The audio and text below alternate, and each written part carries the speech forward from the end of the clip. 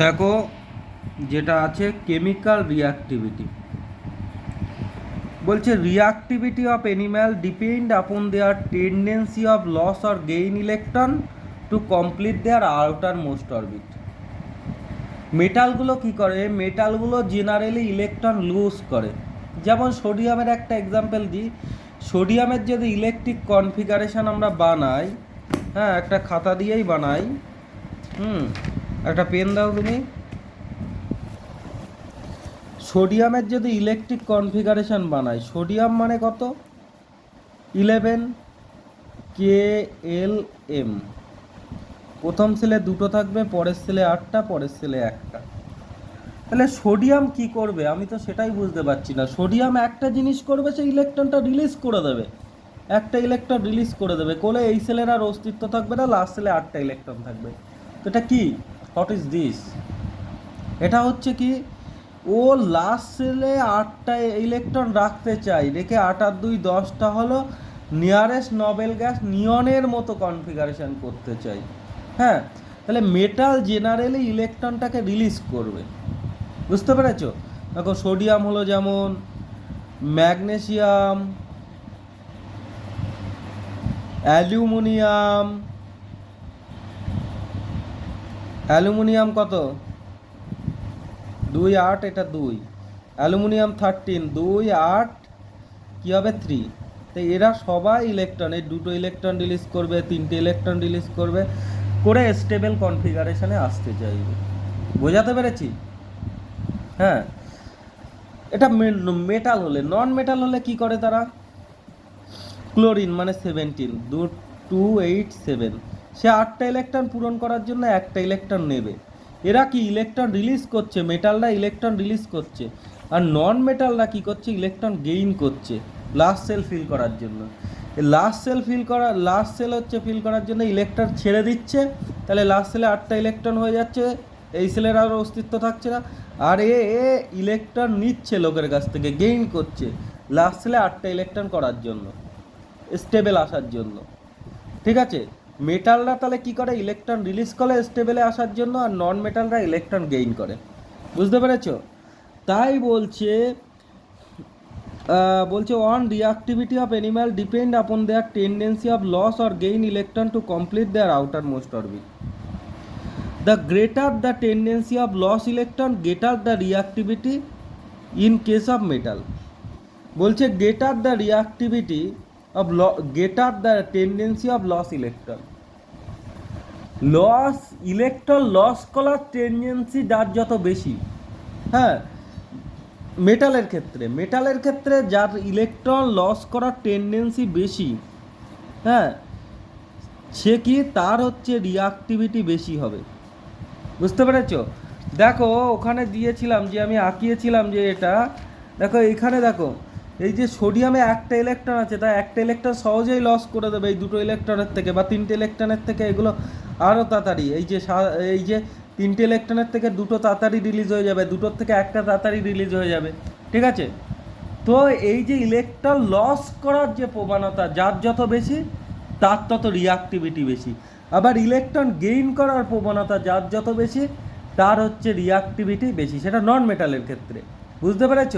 হ্যাঁ, তাহলে ক্লোরিন আমি যদি আরও লিখি, আরও কিছু লেখা যায়। কারোর যদি লাস্ট সেলে ধরো 6টা থাকে, তাহলে তার দুটো ইলেকট্রন নিতে হবে। লাস্ট সেলে ধরো 6টা আছে, তার দুটো ইলেকট্রন নিতে হবে।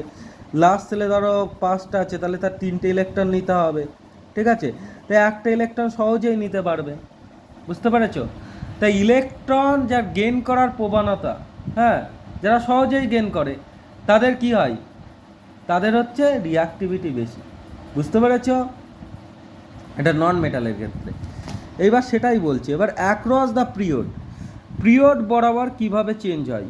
হ্যাঁ, পিরিয়ড বলতে আমরা পিরিয়ডের লেফট থেকে যদি রাইটে যাই, on moving from left to right of the period the chemical reactivity on the element first decrease and then increase. হ্যাঁ, in a group one element can lose electron easily as compare to group two. Similar group two element also lose electron easily. দেখ, এখানে কি হচ্ছে? সোডিয়ামে কি হয়? 2 8টা একটা electron থাকে। কি বললাম? সোডিয়ামে কি হয় 2টো 8টা একটা, ম্যাগনেসিয়ামে কি হয় 2টো 8টা 2টো। তাহলে এখানে দেখো একটা ইলেকট্রন সহজেই লস হয়ে যাবে, 2টো ইলেকট্রন লস হতে একটু বেশি টাইম নেবে এর থেকে। তাহলে রিয়াক্টিভিটি কি, মোস্ট রিয়াক্টিভ এলিমেন্ট এটা, তারপরে রিয়াক্টিভ এটা কম, তারপরে এটা আরও কমবে। এবার সিলিকনে যাবে, সিলিকন সব থেকে লিস্ট রিয়াক্টিভ হবে, এটা নন মেটাল। এইবার দেখো তারপরে আবার ফসফরাস, ফসফরাস মানে কি 15, এর অ্যাটমিক নাম্বার 15, তাহলে কি 2 8 5, তাহলে 3টে ইলেকট্রন গেইন করতে হবে। হ্যাঁ, আর এটার কি হয়, এটার হচ্ছে 16, এটার 16 মানে কি 2 8 6, এর 2টো ইলেকট্রন গেইন করতে হবে। ক্লোরিন মানে কত 17, তাহলে এটা কি 2 8 7, এর একটা ইলেকট্রন গেইন করতে হবে। তো ইলেকট্রন কার সব থেকে কম গেইন করতে হচ্ছে, এই ক্লোরিনের। কি বললাম, ক্লোরিনের ক্ষেত্রে 17 2 8 7, এর একটা ইলেকট্রন গেইন করতে হবে। হ্যাঁ, এবার সালফারের ক্ষেত্রে কি হয় 2 8 6, এর 2টো ইলেকট্রন গেইন করতে হবে। আর ফসফরাসের ক্ষেত্রে 2 8 5, এর 3টে ইলেকট্রন গেইন করতে হবে। বুঝতে পেরেছো? হ্যাঁ, তাহলে গেইন, ইলেকট্রন গেইন সব থেকে কার বেশি করতে হচ্ছে বলো তো? ইলেকট্রন গেইন কার বেশি করতে হচ্ছে? দেখো ইলেকট্রন গেইনের একটা ইলেকট্রন গেইন করতে হচ্ছে, 2টো এর 3টে। তাহলে যার কম ইলেকট্রন গেইন করতে হবে সে বেশি হচ্ছে রিয়াক্টিভ হবে। বুঝতে পেরেছো? কম ইলেকট্রন সহজেই গেইন করতে পারবে। হ্যাঁ, তাই কি হচ্ছে, এদিক থেকে আবার এদিকে গেলে রিয়াক্টিভিটি কমে। তাহলে আমরা যদি সামনের দিক থাকি, এখান থেকে এইদিকে আসলে রিয়াক্টিভিটি কমে, তারপরে এটা সব থেকে লিস্ট রিয়াক্টিভ হয়, তারপরে আবার রিয়াক্টিভিটি কি হচ্ছে, এখান থেকে এদিকে গেলে বাড়ে। বুঝতে পেরেছো ব্যাপারটা? হ্যাঁ, কি বললাম বুঝতে পেরেছো? এবার দেখো এটা যেটা লেখা আছে, only comparison of the group 13, not all comparison at group 1. As the tendency of loss electron decreases, reactivity also decreases. যত লস ইলেকট্রন লস করার টেন্ডেন্সি কমে যাচ্ছে না, একটা ইলেকট্রন সহজেই লস করতে পারবে, 2টো ইলেকট্রন লস করতে টাইম লাগবে, তাহলে টেন্ডেন্সিটা কমে যাবে না? হ্যাঁ, as we move from phosphorus to chlorine, যত আমরা ফসফরাস থেকে ক্লোরিনে যাব, tendency of gain electron increases. হ্যাঁ, ইলেকট্রন গেইন করার টেন্ডেন্সি হচ্ছে কি করবে, ইনক্রিজ করবে। কী করছে, ইলেকট্রন গেইন করার টেন্ডেন্সি ইনক্রিজ করবে। কি হচ্ছে, as we move from phosphorus to chlorine, phosphorus থেকে হচ্ছে যত ক্লোরিনে যাব, tendency of gain electron increases. হ্যাঁ, তাহলে কি গেইন ইলেকট্রন ইনক্রিজেস, হেন যা রিয়াক্টিভিটি এগেন ইনক্রিজেস। বুঝতে পেরেছো? হ্যাঁ, দেখো এদিক থেকে এদিকে গেলে রিয়াক্টিভিটি, আমরা যত এদিক থেকে এদিকে যাব তত ইলেকট্রন গেইন করার প্রবণতা বেড়ে যাবে, মানে একটা ইলেকট্রন সহজেই গেইন করতে পারবে। তাহলে এটা বেড়ে যাচ্ছে, 2টো ইলেকট্রন আর 3টের থেকে সহজেই গেইন করতে পারবে। তাহলে ইলেকট্রন গেইন করার প্রবণতা বেড়ে যাচ্ছে, তাই কি হচ্ছে, কি ওটা রিয়াক্টিভিটি কি হচ্ছে, বেড়ে যাচ্ছে এদিক থেকে এদিকে গেলে। ক্লিয়ার হয়েছে ব্যাপারটা? বুঝতে পেরেছিস? আর ডাউন দ্য গ্রুপ, দেখ the tendency of losing electron increases down the group. Down the গ্রুপে কী হয়, সাইজ বড় হয়। হ্যাঁ, সাইজ বড় হয় বলে কি, ইলেকট্রনের অ্যাট্রাকশানটা কম হয়। দেখ এখানে দেখ সাইজগুলো বড় হচ্ছে না যত নিচে নামছিস, তাহলে এই যে আউটার মোস্ট সেলে যে ইলেকট্রন আছে তার প্রতি এই নিউক্লিয়াসের অ্যাট্রাকশানটা কমছে। এই নিউক্লিয়াসে মানে আউটার মোস্ট সেলের ইলেকট্রনকে যে ফোর্স দ্বারা টানবে, এই ইলেকট্রনকে তার অনেক কম ফোর্স দ্বারা টানবে, তাহলে অ্যাট্রাকশানটা কমে যাচ্ছে না ওর উপরে। হ্যাঁ, মানে নিউক্লিয়ার অ্যাট্রাকশানটা কমে যাচ্ছে, তাহলে কি হবে, নিউক্লিয়ার অ্যাট্রাকশানটা কমে গেলে কি হবে বলো? হ্যাঁ, আর নিউক্লিয়ার অ্যাট্রাকশানটা যদি কমে যায় তাহলে কি হবে, ও সহজে ইলেকট্রন রিলিজ করে দেবে। আর ইলেকট্রন রিলিজ বা গেইন করাই বলতে রিয়াক্টিভিটি, তাহলে রিয়াক্টিভিটি ওর বেড়ে যাবে। বুঝতে পেরেছো?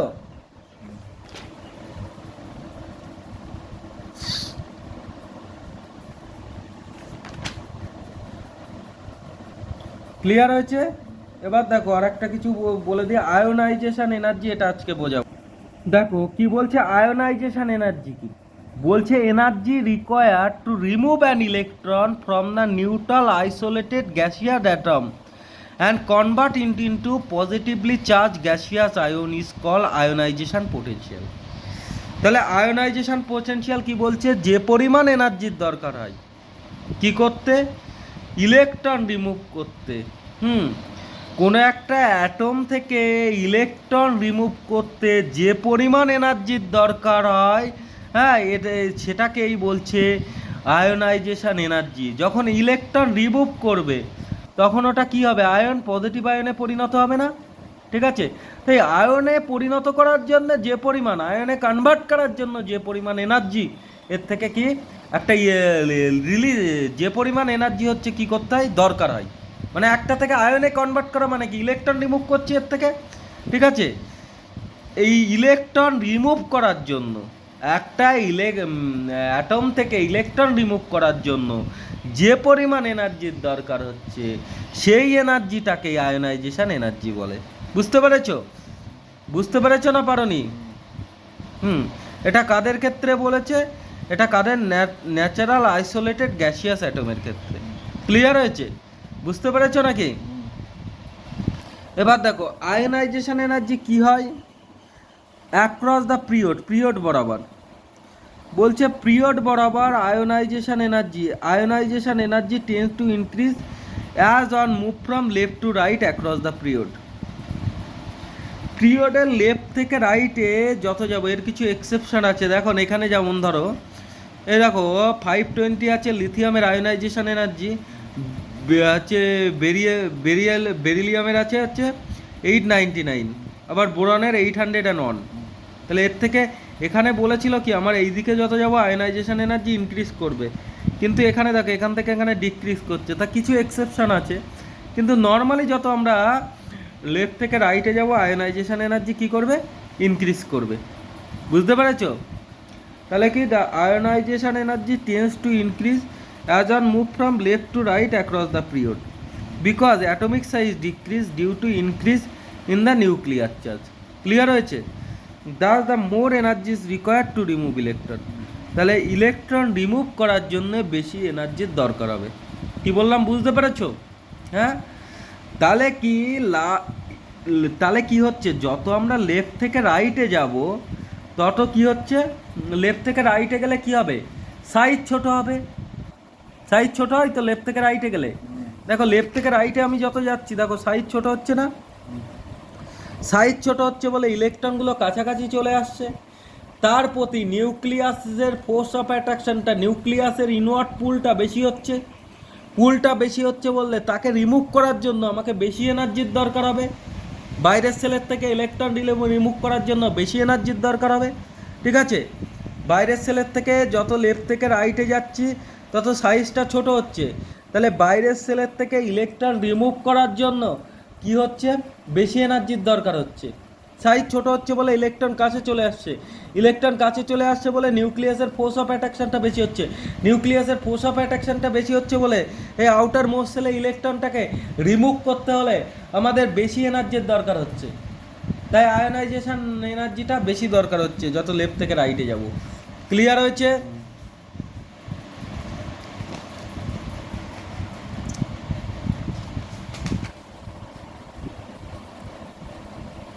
এবার দেখো ডাউন দ্য গ্রুপ কি হচ্ছে, there is an increase of atomic number and atomic size down the group due to the addition of extra shell. কি বললাম, বলছে কি there is an increase of atomic number increase করছে, atomic size increase করছে। হ্যাঁ, atomic নাম্বারও increase করছে, atomic সাইজও ইনক্রিজ করছে।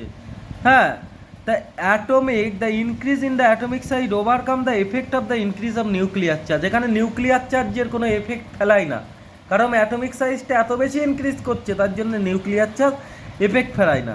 তাই বলছে ionization energy decrease with increase the atomic size. দেখো অ্যাটমিক সাইজ যত বাড়বে, হ্যাঁ, তত কি করতে হবে, বলছে it decreases and on move down the group. Down যত আমরা নিচে যাব তত কি বলছে আয়োনাইজেশন এনার্জি কি করবে, হ্যাঁ, ডিক্রিজ করবে। যত আমরা নিচে যাব আয়োনাইজেশন এনার্জিটা কি করবে, হ্যাঁ, কমবে। কেন কমবে দেখো, তার পিছনে রিজন কি, যত আমরা নিচে যাচ্ছি সাইজ বড় হচ্ছে, সাইজ নিউক্লিয়ার চার্জের রেসপেক্টে সাইজ বড় হচ্ছে, নিউক্লিয়ার চার্জ এফেক্ট ফেলতে পারছে না, সাইজ এতটাই বড় হচ্ছে। তো সাইজ বড় হচ্ছে বলে ভ্যালেন্স সেল থেকে ইলেকট্রন, ভ্যালেন্স সেলের ইলেকট্রনের এই বাইরের সেলের ইলেকট্রনের প্রতি এর অ্যাট্রাকশনটা কম হবে। অ্যাট্রাকশনটা কম হবে বলে নিউক্লিয়াসের অ্যাট্রাকশনটা কম হবে বলে ওকে সহজে রিমুভ করে নেওয়া যাবে। বুঝতে পেরেছো? এটা কি, এখানে দেখো এই যে নিউক্লিয়াসের যে ভ্যালেন্স, এই ভ্যালেন্স সেলে যে ইলেকট্রন, ভ্যালেন্স সেলে যে ইলেকট্রন, দেখো এখানে অ্যাট্রাকশনটা কম, এখানে কি অ্যাট্রাকশনটা, হ্যাঁ এখানে অ্যাট্রাকশনটা কম। কার থেকে কম? কার রেসপেক্টে কম? এখানে অ্যাট্রাকশনটা এটার রেসপেক্টে না এটার রেসপেক্টে? এটার অ্যাট্রাকশনটা বেশি, কারণ এখানে নিউক্লিয়াসের অনেকটা কাছে আছে লাস্ট সেলের ইলেকট্রনটা, আর এখানে কি ইলেকট্রনটা অনেক দূরে গেছে, তাহলে অ্যাট্রাকশনটা কমছে। নিচে যত যাচ্ছ নিউক্লিয়াসের পুলটা কমছে, নিউক্লিয়াসের পুল কমছে বলে সহজেই আমরা রিলিজ করতে পারবো, তাহলে কম এনার্জি দিতে হবে। তাই কি আয়নাইজেশন এনার্জিটা কি হচ্ছে, ডিক্রিজ করছে ডাউন দ্য গ্রুপে। বোঝাতে পেরেছি? দেখো ইলেকট্রন অ্যাফিনিটি কি, দেখো অ্যামাউন্ট অফ এনার্জি রিলিজ, হ্যাঁ যে পরিমাণ এনার্জি রিলিজ হয় while converting a neutral gaseous isolated atom into negatively charge gaseous ion. মানে একটা অ্যাটমে তুমি একটা ইলেকট্রন অ্যাড করবে, আগেরটাই যেমন আয়নাইজেশন এনার্জিতে কি করেছিলে, ইলেকট্রন রিমুভ করতে যে পরিমাণ এনার্জির দরকার হয়েছিল, আর এখানে ইলেকট্রন অ্যাড করলে যে পরিমাণ এনার্জি রিলিজ হয় সেটাকেই বলে ইলেকট্রন অ্যাফিনিটি। বোঝাতে পেরেছি? বোঝাতে পেরেছি? ক্লিয়ার? হ্যাঁ বুঝতে পেরেছো? তাহলে দেখো এখানে ইলেকট্রন অ্যাড করতে গেলে, একটা অ্যাটমের সাথে ইলেকট্রন অ্যাড করতে গেলে যে পরিমাণ এনার্জি কি হচ্ছে, রিলিজ হচ্ছে, সেটাকেই বলছে কি ইলেকট্রন অ্যাফিনিটি। হ্যাঁ বুঝতে পেরেছো? তাই বলছে amount of energy release while converting a neutral gaseous isolated atom into negatively charge gaseous ion by the addition of electron. Electron add করতে গেলে যে পরিমাণ এনার্জি রিলিজ হচ্ছে, হ্যাঁ একটা অ্যাটমের সাথে ইলেকট্রন গ্যাসিয়াস হচ্ছে তোমার একটা অ্যাটমের সাথে, গ্যাসিয়াস আইসোলেটেড অ্যাটমের সাথে ইলেকট্রন অ্যাড করতে গেলে যে পরিমাণ এনার্জি রিলিজ হচ্ছে, ঠিক আছে কি বললাম, যে পরিমাণ এনার্জি কি হচ্ছে, যে পরিমাণ এনার্জি রিলিজ হচ্ছে সেটাকে ইলেকট্রন অ্যাফিনিটি বলে। এবার দেখো in a prios from left to right in the horizontal low in the periodic table atomic size decreases, the nuclear charge increases। ঠিক আছে, একটা পিরিয়ডের লেফট থেকে রাইটে যখন আমি যাব, হ্যাঁ from the left to right, left থেকে রাইটে গেলে কি হচ্ছে, in a horizontal rho in the periodic table atomic size decreases, হ্যাঁ নিউক্লিয়ার চার্জ ইনক্রিজেস, হ্যাঁ so the electron affinity increases. হ্যাঁ ইলেকট্রন অ্যাফিনিটি কেন ইনক্রিজ করে, দেখো লেফট থেকে রাইটে আমরা যত যাব,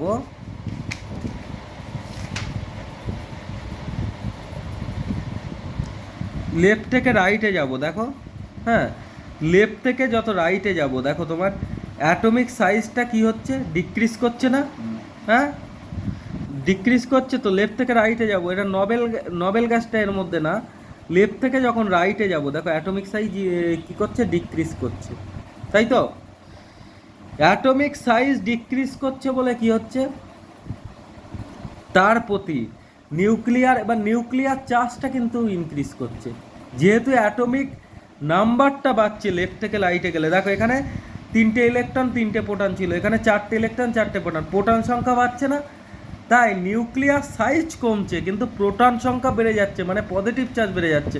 এখানে 9টা প্রোটন, এখানে 8টা প্রোটন, এখানে 7টা প্রোটন, এখানে 4টে প্রোটন, তাহলে সাইজ কমে যাচ্ছে কিন্তু নিউক্লিয়ার চার্জ কিন্তু বাড়ছে। বুঝতে পেরেছো?